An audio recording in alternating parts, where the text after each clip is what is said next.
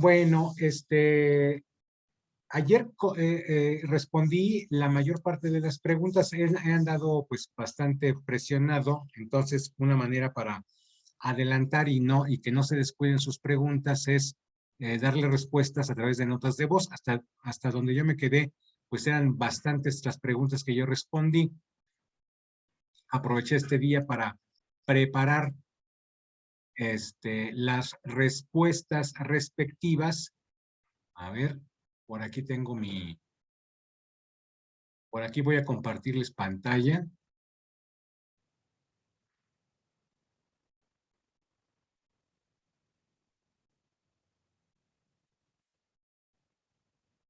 Sí, sí podemos ver. Sí, profesor, sí. Sí, maestro. Le vamos a poner aquí un poquito más.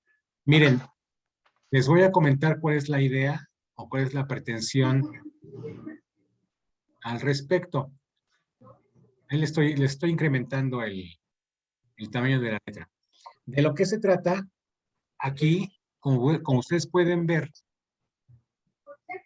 es de que ustedes, por favor, todas las preguntas de su trabajo, todas las preguntas, les pongan aquí, vayan ustedes así enumerándolas, todas las que ustedes hicieron en el semestre, y por una parte anoten lo que yo les respondí, y por la otra anoten la respuesta que ustedes investigaron con relación a esta pregunta. Eso les va a permitir darle seriedad a sus propias preguntas, que se comprometan con las mismas, y bueno, hacer una respuesta proporcional a lo que ustedes están preguntando, de manera de que no únicamente se queden con lo que yo bondadosamente les esté explicando, sino también que ustedes busquen, por favor, por su parte. Digamos de que a lo mejor en el semestre me hizo Hilaria, me hizo David o me hizo Mariana, pues 15 preguntas, por ejemplo. Es un número. De lo que se trata es de que tú enumeres todas tus preguntas, pongas por favor en una columna las respuestas que yo te di, si es que las tienes a la mano, y que tú también ensayes tu propia respuesta tratando de ubicar algún autor. No necesito algo especializado, puede ser la ley de amparo, puede ser alguna página de Google, de Internet, algo para completar este esfuerzo que ustedes están haciendo y que sea compartido. O sea, tú me preguntas, pues yo te respondo, pero no nada más te quedas con lo que yo te estoy diciendo, sino que tú vas más allá, tomando en cuenta que esa inquietud viene de ti y tiene que estar completamente satisfecha, y por lo menos tienes que mostrar un interés tú en buscarle por tu lado para que se concrete la pinza del aprendizaje.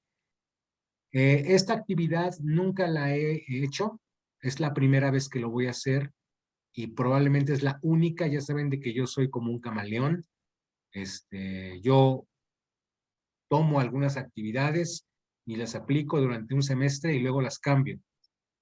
El semestre pasado había preguntas, pero no les estaba engarzando la cuestión de que ustedes las acomodaran y que también las respondieran.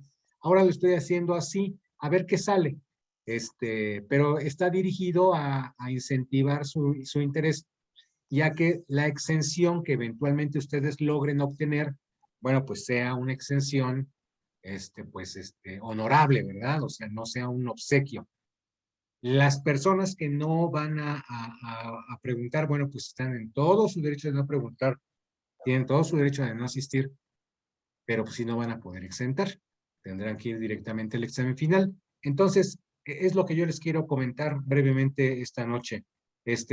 Antes de continuar con sus destacadas preguntas, ¿tienen ustedes alguna duda sobre el particular o sobre alguna otra cuestión? Maestro, sobre lo que nos acaba de mencionar, perdón, sobre lo que nos acaba de mencionar, ¿cuándo debemos entregar ese trabajo, maestro? ¿Va a ir por partes o va a ser al final? Va a ser todo al final, porque si yo te Ok. digo que lo entregas en una semana, o en 2, o en 3, por experiencia me va a decir el alumno, dame chance. No me alcanzó en mis 3 semanas. Entonces, por experiencia, pues tu fecha por default del CEL, déjame aquí te ubico el calendario. Pues tu fecha límite es el sábado 28 de mayo, ¿no? Si tú quieres exentar, me vas a exhibir tu trabajo a más tardar el sábado 28 de mayo, ¿no? Sí, maestro, está bien. Sí, todo completito, con todos los requerimientos que yo te voy a poner a poner en el Google Classroom. Entonces, ya te dije una de ellas. La otra actividad era tu semblanza, ya la debes de tener por ahí, esa está muy sencilla. Ya tienes aquí esta otra cuestión, ya puedes irlas trabajando con calma en tu casa y puedes ubicar así en una tablita, pregunta, fecha de la asesoría, pregunta, ¿qué me dijo el profesor? A lo mejor nada más te dije, lea el artículo XX de la ley de amparo. Ah, bueno, respuesta del alumno. Consultando el artículo tal, tenemos esto. Ok. Sí, maestro, gracias. O bien te dije, reformula tu pregunta. Bueno, la reformulo en este momento y en este momento yo mismo me la contesto.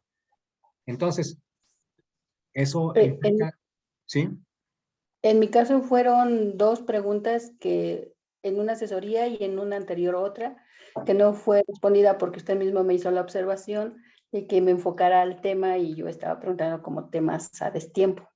Mira, Entonces, siendo totalmente objetivos y para que tengas, hay preguntas que tú te las puedes saltar. A lo mejor preguntaste, pues, de alguna manera rápidamente y no concretaste bien el enunciado. Bueno, pues, óbviala, ya no la pongas, o sea, nada más pon las preguntas coherentes que tú tengas, pues.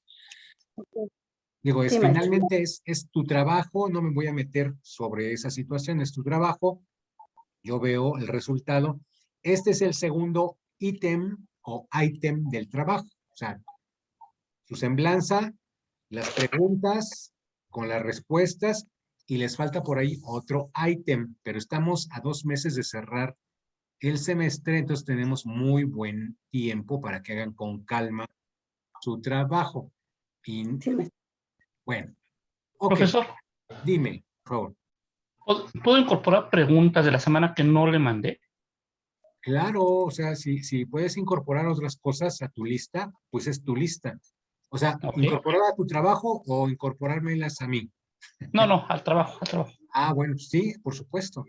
Por supuesto lo Ok. puedes responder. Digo, si es una cuestión tuya, por mí Ujú. encantado, porque de lo que se trata es de que todos puedan ver sus trabajos al final del curso, para que Sí, todo maestro. mundo vea que todo mundo estuvo eh, interesado en el curso y que exentó correctamente con un trabajo consistente que se puede mostrar, o sea, no hay chanchullos, no hay manos debajo. Herramientas, las que queramos, o sea, mapas mentales, cuadro sinóptico, no hay problema. Con lo que tú te sientes más cómodo trabajar, puede ser un cuadrito, puede ser así como te lo estoy poniendo, pues cuida la ortografía, cuida la sintaxis, cuida el orden lógico de los enunciados, en fin. Ok, gracias. Bueno, a ver, ¿quién más quiere? Ahora sí ya. ¿Alguien más quiere hacer otra pregunta?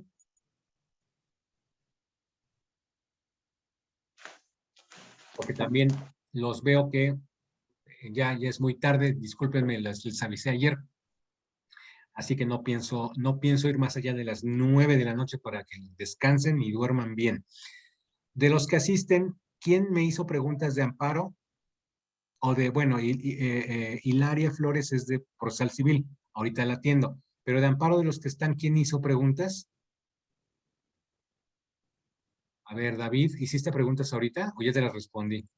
No, de hecho, es de lo que le comentaba que se puede incorporar. Tengo una en especial. Me llama mucho la atención. Sí, dime.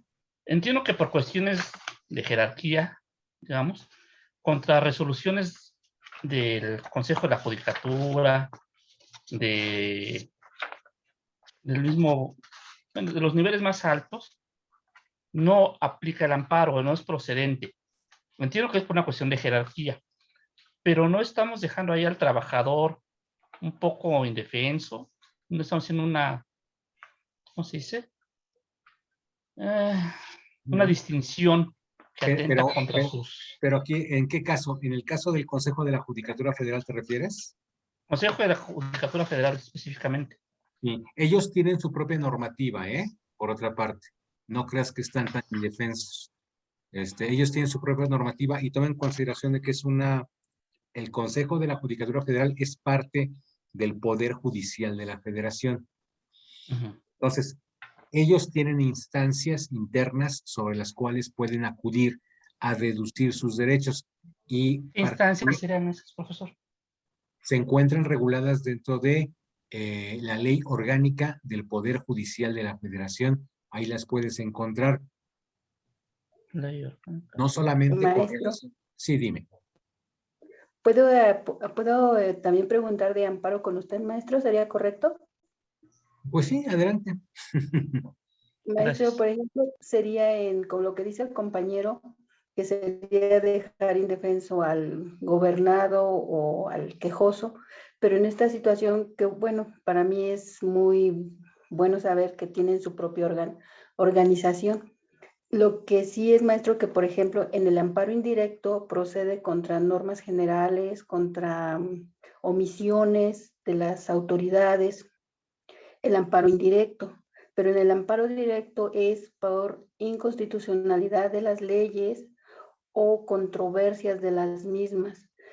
Y esto es sirve el amparo directo para personas, por ejemplo, entidades entre la Cámara de Senadores y la de Diputados, entre el Estado y los estados. ¿Es así, maestro?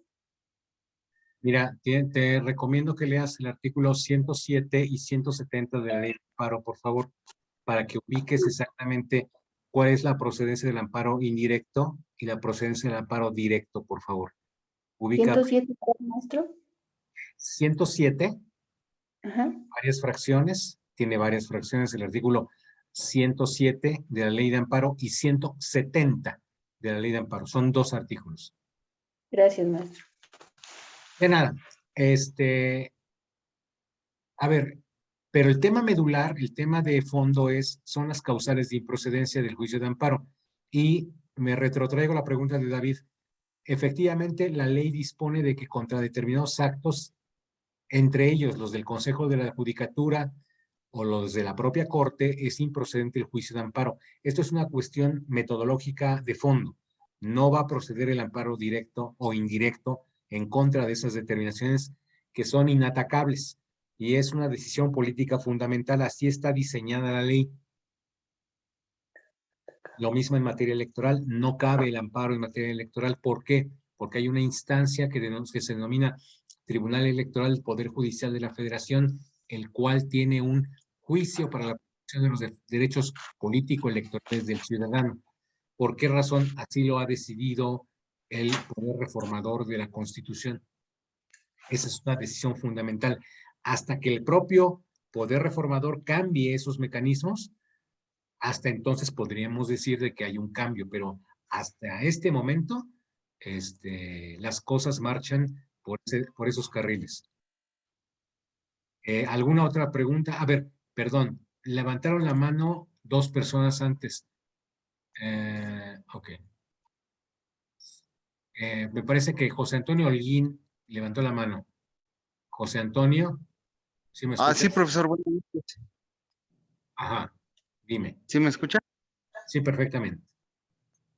Sí, yo hice preguntas, pero aquí están, ahora sí que las tengo aquí frente a mí ya, con la respuesta. Sí, tú Ya eres, me respondió. ya te respondí. Sí, profesor.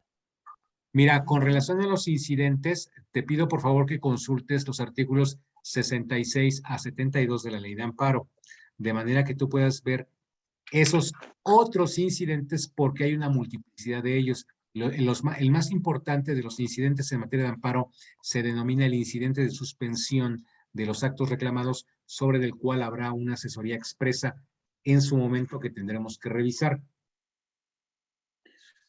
Y otros incidentes que regulan particularmente estos artículos. Entonces, te pido que acompañes este esfuerzo para que entiendas cuáles son esos otros incidentes.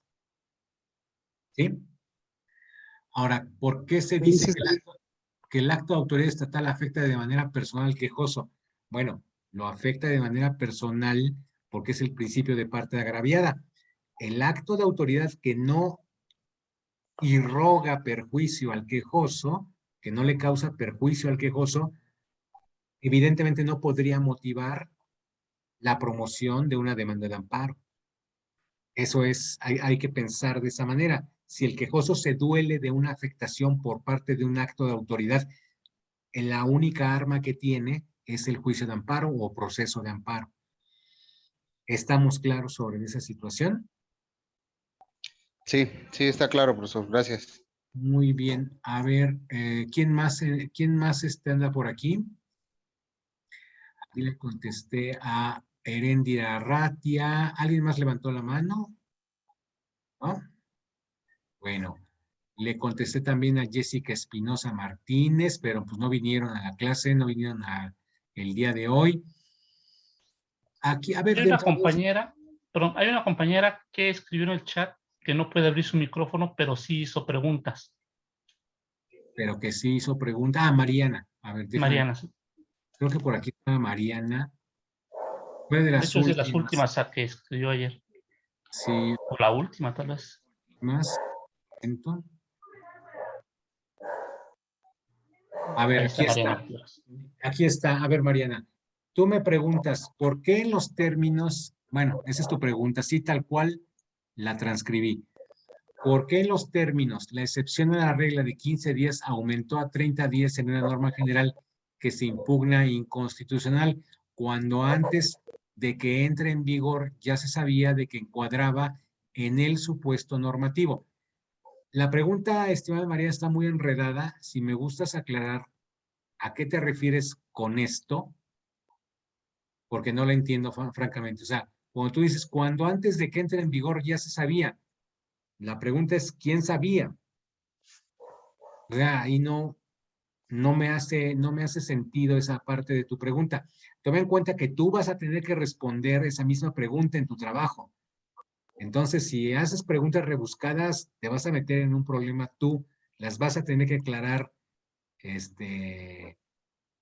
cuanto antes, porque el trabajo consiste en que tú también participes de tu propia pregunta. Entonces, no hagas preguntas rebuscadas. A ver, Profesor, ¿ahí sí me escucha? ¿quién es? Hola, hola, Mariana. A ver, Mariana, aclárame tu pregunta, por favor. Es que vea mucho ruido.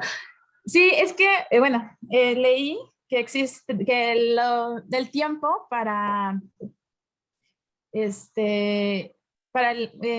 bueno, para los tiempos de amparo son 15 días, pero existe una excepción que cambia a 30 días.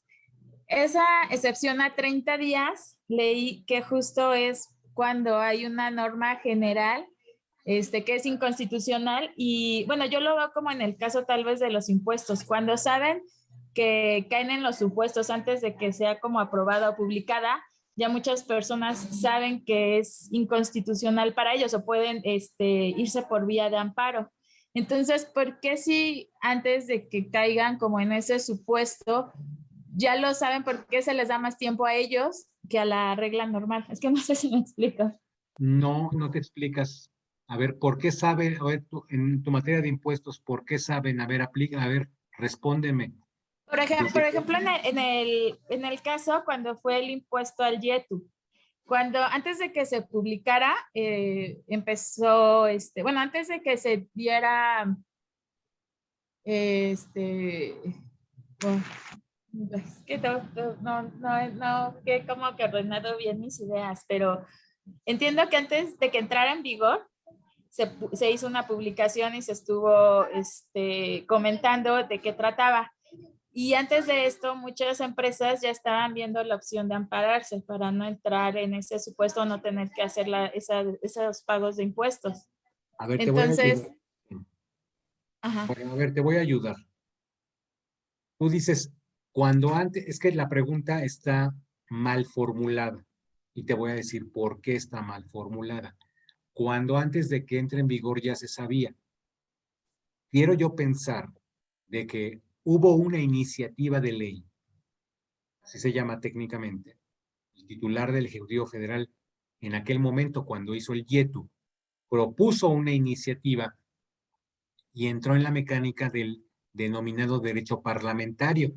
Esa iniciativa circuló entre las diversas bancadas parlamentarias y fue publicada en la Gaceta Parlamentaria correspondiente, tanto de la Cámara de Diputados como de la Cámara de Senadores. ¿Estamos de acuerdo?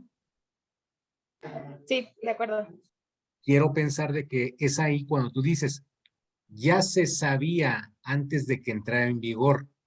Quiero pensar que es esa fase sobre la cual tú estás preguntando, ¿verdad? Sí, así es. Antes de que entre en vigor, ya se sabe que va a caer en ese supuesto. No, no se sabe. A ver, aquí hay que tener mucho orden en el pensamiento. El titular del Ejecutivo Federal promueve una iniciativa de reforma de ley, misma que debe de ser discutida, dictaminada y aprobada eventualmente por las cámaras del Congreso de la Unión. ¿Estamos de acuerdo? Es decir, se recibe la iniciativa, las cámaras, Cámara de Origen, Cámara de Revisora, emprenden los trabajos para revisar esa iniciativa. Efectivamente la tienen que publicar para darla a conocer, pero todavía no es ley, Mariana. Efectivamente, algunos abogados podrán consultar la Gaceta Parlamentaria, pero ojo, todavía no es ley. Es probable que cambien artículos, es probable que cambien el sentido de esos dictámenes. Es posible que se mantenga absolutamente sin cambio desde que fue formulada la iniciativa hasta que fue promulgada formalmente en el Diario Oficial de la Federación. ¿Me sigues con esta línea de pensamiento? Sí.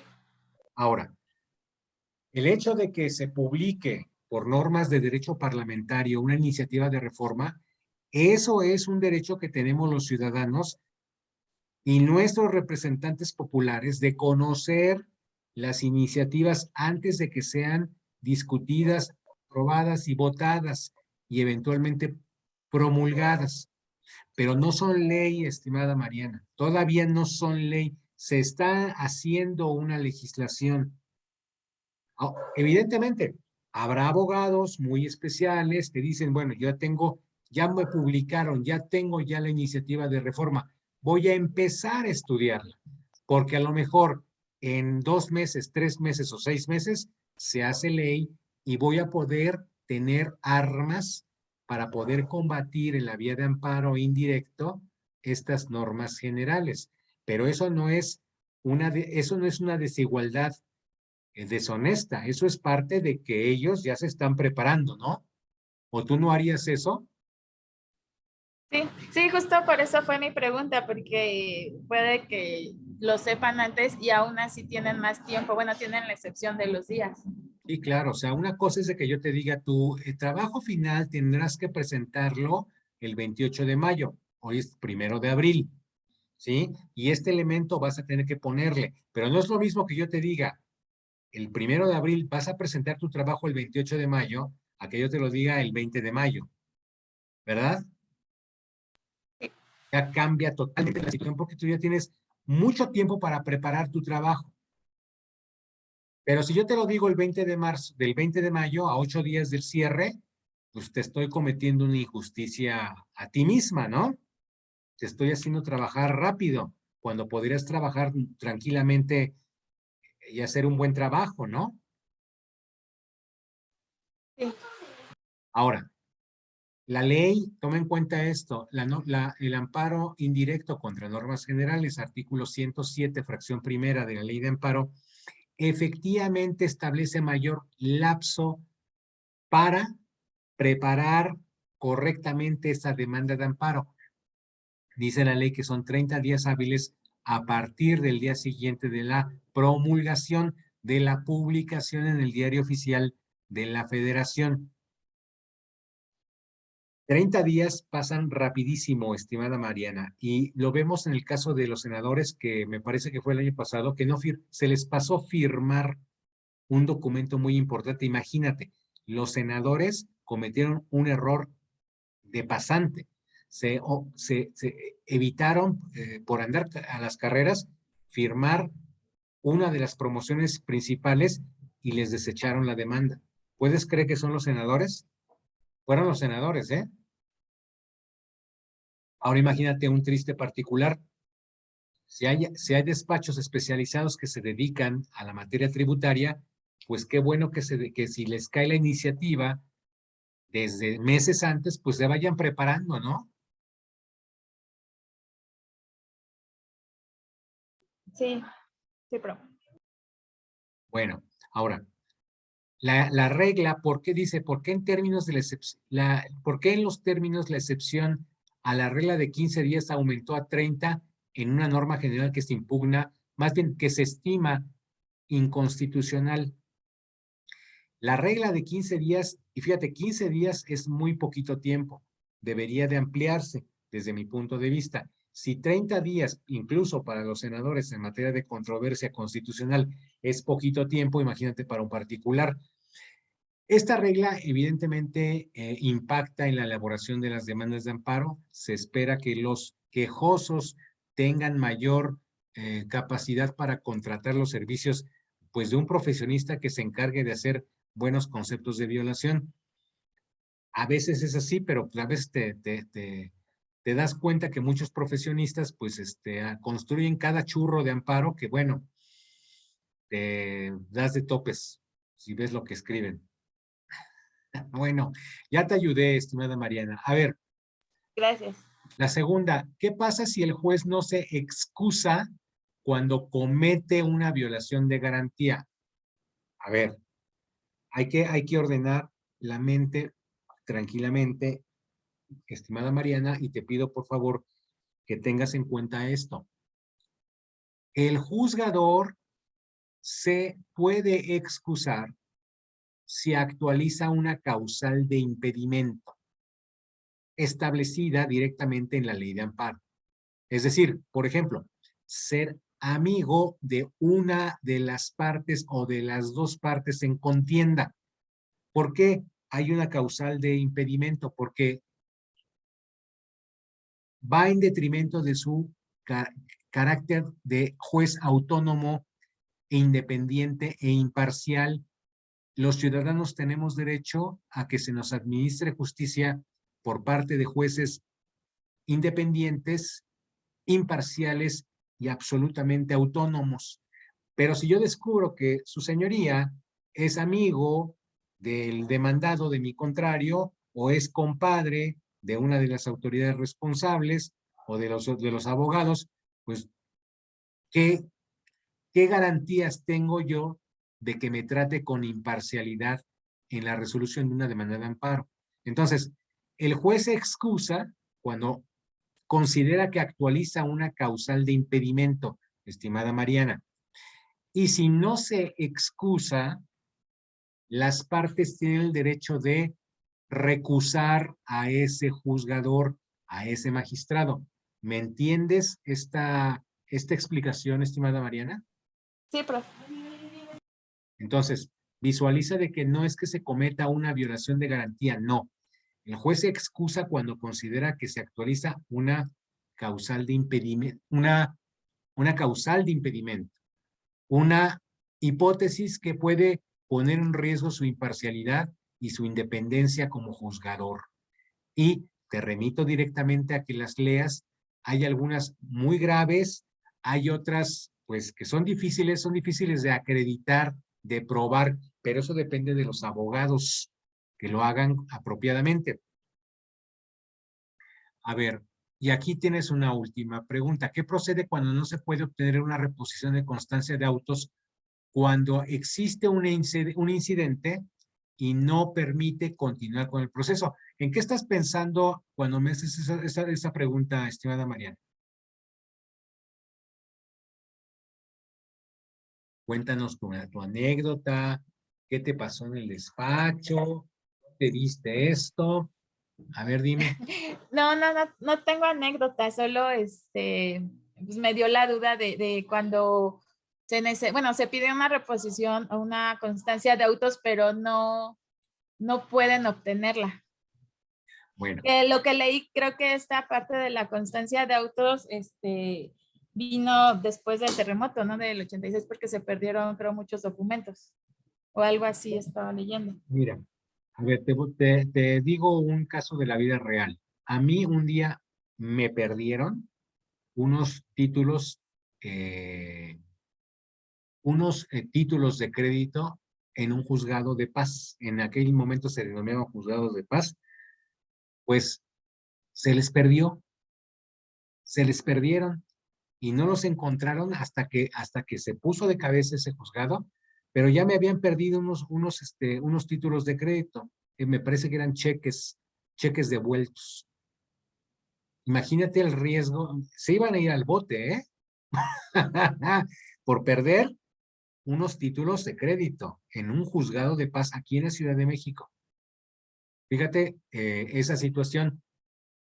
Sin embargo, puestos a considerar que estamos en la materia de amparo, digo, estas hipótesis que tú manejas no son tan descabelladas, pero en la materia de amparo toma en cuenta de que existen, por lo pronto,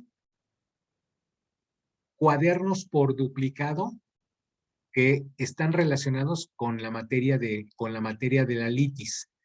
Y además tengo entendido de que muchos de estos autos actualmente, aunque se manejen de forma impresa, están siendo escaneados porque están siendo monitoreados para subirlos a su repositorio, a un repositorio en la nube que ellos tienen pues para poderlos tener a disposición en el caso de que ocurra lo que tú me estás señalando. El Poder Judicial de la Federación ha avanzado en la litigación electrónica con mucho mayor éxito que el resto de los poderes judiciales de las entidades federativas. Entonces, esta hipótesis de que qué pasa cuando no se puede obtener una reposición de constancia de autos, pues ya se fregaron las partes. Así como está tu pregunta hecha, si no hay posibilidad de poder reponer un expediente, literalmente podría ordenarse la suspensión de ese proceso hasta que no se pudiera obtener cada uno un legajo por lo menos coherente. Actualmente tenemos computadoras y tenemos muchos proveídos, muchos autos que pueden estar sistematizados y que pueden eventualmente sustituir aquellos originales que lleguen a perderse o extraviarse. Toma en cuenta que muchas de las partes se quedan con acuses de recibo de sus promociones que también podrían integrar la reposición de autos.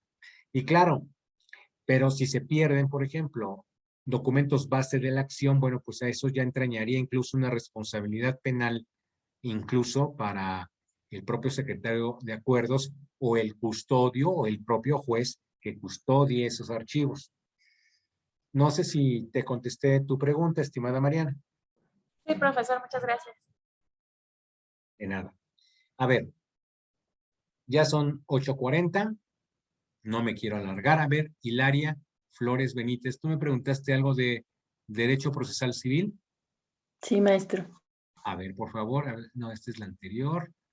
A ver, dime, ¿qué me preguntaste, estimada alumna? Maestro, que no tengo muy claro la situación de que es la impugnación y la Aquí objeción. está. Ok. A ver, te voy a decir, sí, me llamó la atención tu pregunta. Mira, aquí me estás mezclando dos cosas. Y bueno, tienes todo el derecho de preguntar porque eres alumna. Y bueno, te respondo, mira, hay dos cosas. Estás un poco confundida porque dices, la dilación probatoria se refiere a la realización de diligencias donde se objeta la prueba de la contraparte si adolece de algún vicio. Aquí voy a dividir tu enunciado. Déjame orientarte al respecto. Mira, el término dilación probatoria, así como lo estás manejando aquí, esta dilación probatoria no es sino el término que ofrece la ley para el desahogo Para el ofrecimiento, admisión o desechamiento, preparación y desahogo de las pruebas de las partes. Todo esa etapa probatoria, espero mañana incidir en la clase de mañana sobre este concepto de dilación probatoria, en materia procesal civil implica que las partes tienen marcado un plazo para ofrecer pruebas. El juzgador debe admitirlas o desecharlas y debe estar sujeto a su preparación y desahogo en la audiencia de ley correspondiente, en forma oral primordialmente. A eso se refiere el concepto de La dilación. probatoria. Muy utilizado, por ejemplo, en los códigos de procedimientos civiles. Me parece que el anterior código del Estado de México empleaba con propiedad el término dilación probatoria. Y me parece que el actual lo sigue empleando, tengo ese entendido. Entonces, la dilación probatoria se refiere a la realización de diligencias, aquí le ponemos de diligencias, donde se ofrecen, admiten o desechan, preparan y desahogan las pruebas de las partes. Ok, es que es lo que no entendía la dilación. ¿A qué se refería con la palabra dilación? Dilatar, A tiempo. dilatar, exactamente, Okay. así es. Se dilata, digamos que el tiempo, haz de cuenta que es dúctil, es como una plastilina que se dilata, un metal dúctil que se puede hacer como plastilina. Bueno, es una forma metafórica de hablar, pero la dilación es la duración de un lapso. Finalmente, es un lapso porque es pleonasmo decir lapso de tiempo. Todos los lapsos son lapsos de tiempo. Entonces, es un lapso donde las partes ofrecen pruebas, se les admiten o desechan, las preparan y las desahogan. Es toda la fase probatoria, eso se debe entender por dilación probatoria. Ahora bien, dices tú, donde se objeta la prueba de la contraparte si adolece de un vicio, más bien por virtud del principio del contradictorio, así, las partes pueden objetar las pruebas de su contrario. Pero no nada más objetarlas, estimada Hilaria, sino también la impugnación también pueden impugnar o redarguir la falsedad de determinados documentos.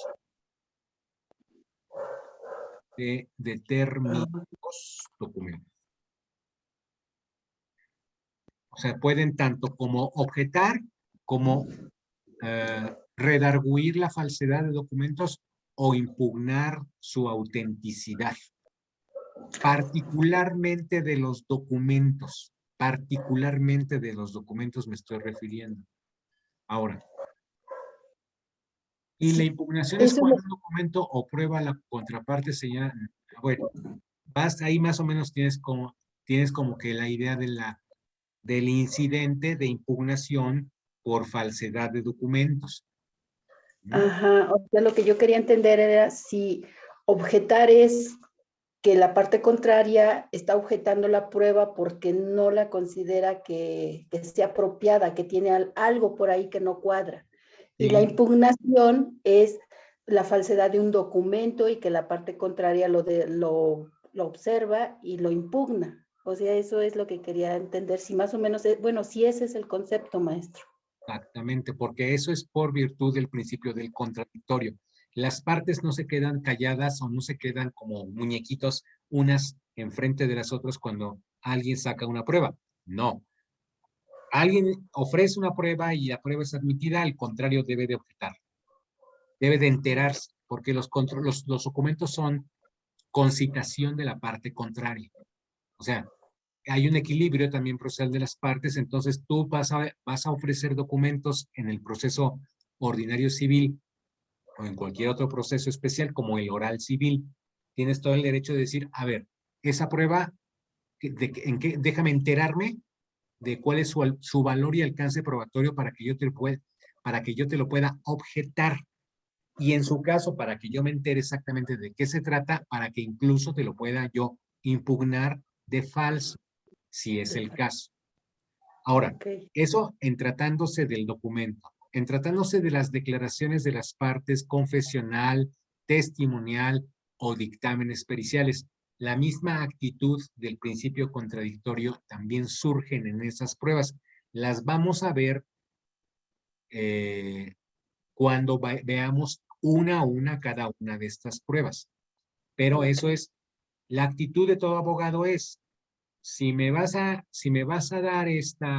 ofrecer esta prueba que podría perjudicarme, yo tengo que adelantarme y objetarla, o bien redarguirla de falsa o impugnarla exactamente.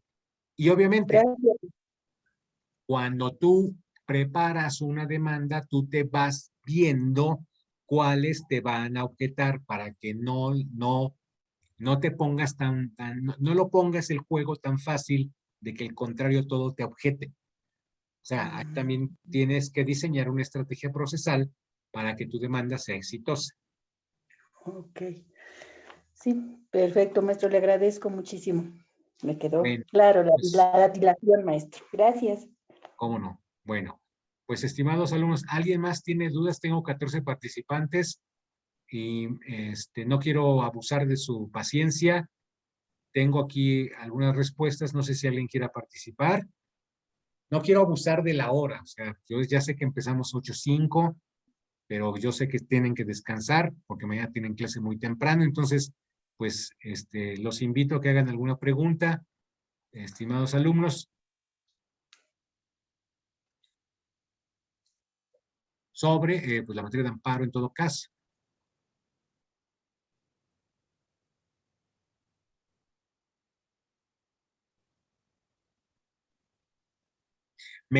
Fíjate que me quedé por aquí con algunas preguntas que mañana sí espero yo poderlas responder. Por aquí está María Fernanda Contreras, por aquí está por ahí Querubín Morales. No, no está Querubín. Aranzazú Rosales Rosas. Aranzazú. ¿No está? Bueno. Gerardo Nájera no está. Bueno, hay como que 2 o 3 preguntas que sí me llamaron la atención y sobre las que me dedicaré con calma el día de mañana para, en mi grupo de 8 a 9, proseguir con esta explicación y con mi grupo de 10 a 11, pues ya en forma presencial también atenderlos, de manera de que pues sea muy claro, tanto en amparo como en derecho procesal civil, estas explicaciones. Entonces, bueno, pues si no tienen preguntas, pues que tengan buenas noches, estimados alumnos. Gracias por acompañarme. Me encantaría tener más horas, pero pues es viernes y ustedes tienen que descansar, yo también. Entonces, pues nos vemos el día de mañana. ¿Qué les parece? Sí, maestro. Gracias, profesor. Muchas gracias. Buenas noches. Bueno, buenas noches, que la pasen bien, ¿eh? Hasta Hasta luego. luego, maestro. Hasta luego, muy amables.